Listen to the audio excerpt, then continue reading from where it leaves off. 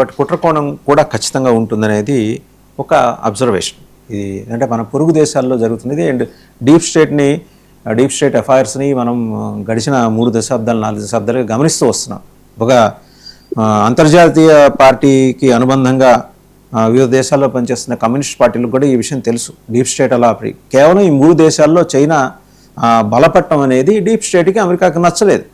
Bangladesh, Sri Lanka and Nepal అందుకని involve అయింది. China పెత్తందారీ ధోరణి అని వాళ్ళు భావిస్తున్న పెత్తందారీ ధోరణి తరిమి కొట్టడం కోసం వీళ్ళు ఎంట్రీ ఇచ్చారు. ఇప్పుడు ఇక్కడ చైనా ఎంట్రీ లేకపోవచ్చు, కానీ ఇక్కడ చైనా డీప్ స్టేట్ రెండు కలిసి పనిచేసే ప్రమాదం ఉంది భారతదేశంలో. వాజన్ గారు, ప్రతిదానికి మనం విపరీత అర్థాలు తీసుకునేటువంటి పద్ధతిలో కనుక పోతే మనం భయాందోళనతో జీవితాంతం బతకాల్సి వస్తుంది. నా పాయింట్ ఏమిటంటే, భారతీయ జనతా పార్టీ ఎందుకంత భయపడుతుందో నాకు, ఎందుకంటే రవిచంద్రారెడ్డి గారి మాటల్ని బట్టి చూస్తే చాలా భయపడుతున్నారని అర్థమవుతుంది. అంత అవసరం లేదు. రెండవది, ఏ దేశంలో కానివ్వండి, ఇప్పుడు నేపాల్లో వచ్చినా, బంగ్లాదేశ్లో వచ్చినా, శ్రీలంకలో వచ్చినా ప్రజల అసంతృప్తి అనేది బేసిక్ ఫ్యాక్టర్ అండి. ప్రజల అసంతృప్తి లేకపోతే డీప్ స్టేట్ కాదు, వాళ్ళ నాయన వచ్చినా కానీ ఏం చేసుకోలేరు. ఒక స్థిరమైన ప్రభుత్వం, మంచి ప్రభుత్వంగా ప్రజలు భావించిన ప్రభుత్వం కనుక ఉంటే ఎవరెన్ని కుట్రలు కుతంత్రాలు చేసినా ఏం చేసుకోలేరు. అయితే ప్రజల్లో తీవ్రమైనటువంటి అసంతృప్తి వ్యాపించినప్పుడు దాన్ని ఉపయోగించుకొని రెచ్చగొట్టేటువంటి శక్తులు ఉండొచ్చు. నేనేమి ఎవరు ఉండరని నేను చెప్పడం లేదు, ఉండొచ్చు. ఇప్పుడు వీళ్ళేదో పార్టీ పెట్టి, ఇప్పుడు అభిజిత్ అతని ఊరు తెలియదు, పేరు తెలియదు, అతని నాయకత్వాన్ని ఏదో అంగీకరించి అతన్ని ఎవరు బలపరుస్తారు? ప్రజల యొక్క విశ్వాసము పొందినటువంటి పార్టీ నిలబడుతుంది. ఇప్పుడు సమస్య ఏమిటంటే, ప్రజల్లో ఉండేటువంటి అసంతృప్తికి ఒక పారామీటర్ గా ఈ కాక్రోచ్ పార్టీని, దానికి లైక్స్, ఇవన్నీ కూడా లైక్సే. దానికి ఏం సభ్యత్వం ఫామ్ ఇచ్చింది లేదు, కమిటీలు లేవు, ఏమీ లేదు. గఫూర్ గారు, 46,000 మంది దరఖాస్తు చేసుకున్నారు మెంబర్షిప్ కోసం. మేబీ సార్, మేబీ 16 లక్షల మంది, 16 మిలియన్ల. గఫూర్ గారు వినిపిస్తుందా? ఫ్రీజ్ అయినట్టుంది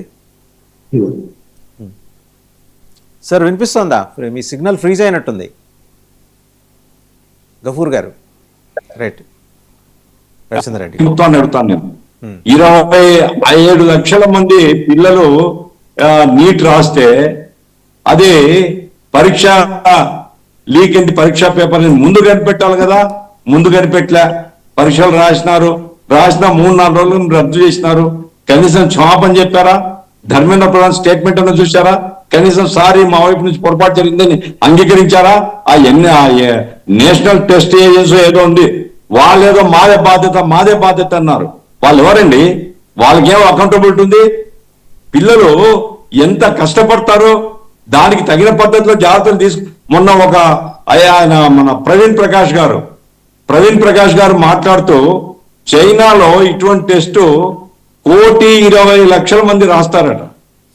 అయితే దానికంటే ముందు 4 రోజుల ముందు కేంద్రము, రాష్ట్ర ప్రభుత్వాలు అలర్ట్ అయిపోయి అన్ని విధాలా ఆ పరీక్ష విజయవంతం చేయడానికి కృషి చేస్తారు. ఆ రకంగా ఎక్కడ లీకేజ్ అనేటువంటి ప్రశ్న రాలేదు చైనాలోని.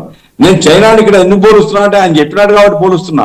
నా పాయింట్ ఏమిటంటే, అధికారంలో ఉండేవాళ్ళు మదాంధులైతే, అధికారంలో ఉండేవాళ్ళు మేము ఏం చేసినా చెల్లుబాటు అవుతుందంటే, ప్రజల్లో ఉండేటువంటి అసంతృప్తి ఇట్లా అకేషన్స్ తో బయటకు వస్తుంది. అయితే ఇదంతా నిలబడుతుందా? ఇదంతా భారతీయ జనతా పార్టీ ఓటమి కోసం పనిచేసే వాళ్ళని నేను అట్లా కూడా అనుకోవడం లేదు. దీంట్లో భారతీయ జనతా పార్టీ లైక్ చేసే వాళ్ళు కూడా ఉండిండొచ్చు. కాబట్టి ప్రజల యొక్క అసంతృప్తి ఉంది. నిరుద్యోగం పట్ల, అవినీతి పట్ల, పార్టీలు మారడం పట్ల, ప్రజాస్వామ్యం అపహాస్యం కావడం పట్ల, లక్షల ఓట్లను తొలగించే పట్ల, ఏ మాత్రం లెక్క చేయకుండా జ్ఞానేష్ కుమార్ వ్యవహారం పట్ల ప్రజల్లో అసంతృప్తి ఉంది. ఇప్పుడు జ్ఞానేష్ కుమార్ ను వ్యతిరేకించడం అంటే భారతీయ జనతా పార్టీ ఏదో చేస్తుంది, అన్ని ఓట్లను తొలగిస్తుంది నేను కూడా చెప్పడం లేదు.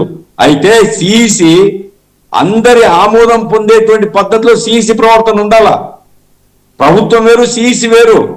ఆ రకంగా ఒక స్వతంత్రమైనటువంటి వ్యవస్థగా కాకుండా పాలక వర్గాలతో భాగమైనటువంటి వ్యవస్థగా ఉంది అనేది ప్రజల్లో అసంతృప్తి. ఇప్పుడు టీవీకే ఓట్లు ఎందుకు వేశారండి?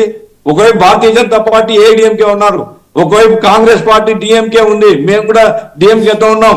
వీళ్ళని కాదని ఎందుకు టీవీకే వేసారు? ప్రజల్లో వచ్చిన అసంతృప్తి ఏ కారణం వల్లనో వాళ్ళు డిఎంకే ప్రభుత్వం మీద అసంతృప్తి వచ్చింది, వాళ్ళు ఆఫ్ చేసుకున్నారు. కాబట్టి ఇవన్నీ ఫ్యాక్టర్స్ మనం గమనంలో పెట్టుకొని యూత్ ను మనం అట్రాక్ట్ చేయడానికి లేదా యూత్ ను అడ్రస్ చేయడానికి ప్రభుత్వం ఏ వైపుగా పనిచేయాలి, అట్లాగే ఇటువంటి లీకేజ్ కాకుండా ఎట్లా జాగ్రత్తలు తీసుకోవాలి. విద్యార్థులు యువకులే ప్రధానమైన దీంట్లో చదువుకుని ఇప్పుడు గ్రామీణ ప్రాంతాల్లో ఉండే వాళ్ళు ఇంటర్నెట్ లో పోయి కాక్రోచ్ పార్టీ చూసి లైక్ చేస్తారా? చదువుకున్నటువంటి యూత్ ఇవన్నీ చేస్తున్నది. కాబట్టి చదువుకున్నటువంటి యూత్ లో డిస్కంటెంట్ ఉంది, దాన్ని ఎట్లా అడ్రస్ చేయాలని అర్థం చేసుకుంటే ఉపయోగం తప్ప ఇది విద్యార్థుల యువతల్లో డిస్కంటెంట్ ఉందనే మీ అభిప్రాయంతో నేను ఏకీభవిస్తా, కానీ పాకిస్తాన్ యువతలో ఎందుకు డిస్కంటెంట్ ఉంది అనేది అర్థం కావట్లేదు. పాకిస్తాన్ నాకేదో ఆ కాక్రోచ్ నేను అంటే చదివి స్టడీ చేయలేదు కానీ కాక్రోచ్ అవామీ పార్టీ పెట్టినారు, కాక్రోచ్ అవామీ పార్టీ. ఆడ అసంతృప్తి ఉంది, అక్కడ ప్రభుత్వాల మీద చాలా తీవ్రమైన అసంతృప్తి ఉంది. మనం చూసాం కదా, అతను ఆ క్రికెటర్ లోపల పెడితే వేల మంది రోడ్ల మీదకి వచ్చేసినారు అతను చంపేస్తారేమో అని. కాబట్టి అక్కడ పాలక వర్గాల మీద అక్కడ అసంతృప్తిని మనం చూడాలి. అదే ఇండియాకు వ్యతిరేకంగా అనేది పద్ధతిలో ఎందుకు అనుకోవాలి మనం?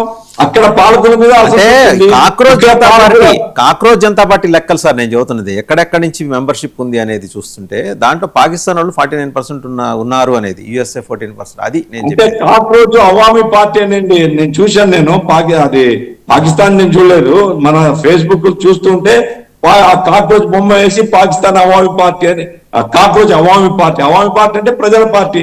అది సరే, జనతా పార్టీ ప్రజల పార్టీ అవామీ పార్టీ కావచ్చు. నా పాయింట్ ఏమిటంటే ఇదేదో ఇంటర్నేషనల్ కుట్రగా ఏదో ప్రభుత్వానికి వ్యతిరేకంగా జరగబోతుందనే దానికంటే కూడా పాకిస్తాన్ లో ప్రజల్లో తీవ్రమైన అసంతృప్తి ఉంది, భారతదేశంలో యూత్ లో డిస్కంటెంట్ ఉంది.